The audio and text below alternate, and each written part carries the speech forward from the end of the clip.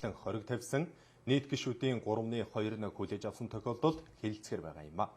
Олон нийтийн шүүмжлэлтэд тулаад байгаа өршөөлийн хууль авилга авсан, албан тушаалаа ашигласан эрх мэдэлтэнгүүдэд зориулагдсан гэхээс өөр тухайн гэмтэргийн цаана хэдэн хүн хэрхэн хохирсон тухай асуудлыг авч үзээгүй гэсэн асуудалч яригдж байгаа юм а. Энэ тухай гишүүдийн байр суурийг манай сэтгүүлч сонссон байна. Үндсэндээ хэсэгчлэн боловч яг өршөөл үзүүлж байгаа хоёр залтан дээр учраас хууль бараг бүхэлдээ гэсэн үг шүү дээ. Иргэд чарыг бол хүлээж авна. Нэн дээрөө засаад тэр суган тавьчихсан юм бас янзлаг гарах хэрэгтэй. Энэ хэцүү сонголтуудын үр дүнд бол тэр одоо улс төрийн харгал авчирж байгаа энэ шийдвэрүүд чинь гараад ирчихсэн байхгүй юу? Тэр учраас бид нар өршөөлийн хуулийнхаа онцлогт нийцүүлж л одоо шийдвэр гаргана. Тэгэхээр хэдийгээр одоо ерөнхийлөгч цөөхөн хэдэн албан тушаалын хэрэгтэй хүмүүс ч юм уу, авилгын хэрэгтэй хүмүүс ч юм уу заавал буцааж яллахын тулд одоо хориг тавьж штэ. Тэгээ ингээд хэдийгээр зорилго нь цөөхөн хэдэн эсрэг ингээд зорилготой хориг тавьж байгаа боловч одоо энэ нь яаж амьдрал дээр буух вэ гэхээр 20,000 гаруй хүний л амьдрал дээр буух гэдэг байгаа байхгүй энэ хориг бол тэгэхээр зэрэг энийг бас эргэж бид нар бодох хэрэгтэй.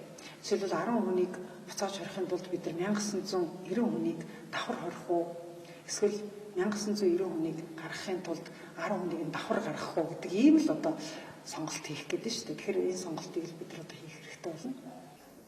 Энэ ерөнхийдөө хоргийг тэр өршөөлийн тухай хуулийг хэлэлцэж яхад бол ер нь анхаасаа бол одоо та бүгдийн тэр ойлгоод байгаа тэр хуулиуд анх орж ирээгүй. Ер нь хэдэн засгийн газар намж босрогдож оржсэн юу. Тэгэхээр явцад их хурлын гишүүдээс зарим хүмүүсээс тийм санал орогдоод бидээс та нар Монголын дотоод улс төрийн өс байдлыг мэдж байгаа. Тэрний холбоотой олон гишүүд яхахгүй тэр саналыг тэмцсэн л дээ. Миний хувьд бол яг тийм болоод ирэнгүүт нь одоо өөрөө иргэний байдлыг илэрхийлж тэр санал хураалтанд оролцоогүй. Угаасаа би Yes дарсан ч No дарсан ч одоо нөлөөхгүй учраас бол бидний байр сууриа эрхэж олцоогүй. Одоо ерөнхийдөө хэсэгчлэн хориг тавьсан тэрийг хүлээж авах уу гэсэн асуудал дээр мэдээж би хүлээж авахын талд байгаа. Дөнгөж сая би бас энэ удамжинд танд харсан байх инквайр ботод харлаа. Ер нь инквайр ботод асуудал нь биш. Ер нь төрийн аль хасчихсан хүн цаашид ингэж болохгүй гэдгийг бид нар өнөөдөр нэг мөр цэгтэр авчих хэрэгтэй байхгүй. Тэр байр суурин дээр би байна. Улсын их хурлын олон гишүүн нэг нүгөө хэлэхэд намынхаа барьцаанд, бүлгийнхаа барьцаанд, за хууль хяналтын барьцаанд, за цаашаа ярих юм бол даргийнхаа барьцаанд байгаа. Өөрөөр хэлбэл барьцаалагдсан их хурл иймэрхүү шийдвэр гаргадаг юм байна. Тэгэхээр цаашид би улсын их хурлын гишүүдтэй нэг зүйлийг хандаж хэлье. Иргэд олон түмэн бол биднийг 3 сая Монгол төмний төлөө ажлыг сонгосон. Түүнээс бас 3 даргын төлөө ажлыг сонгоогүй.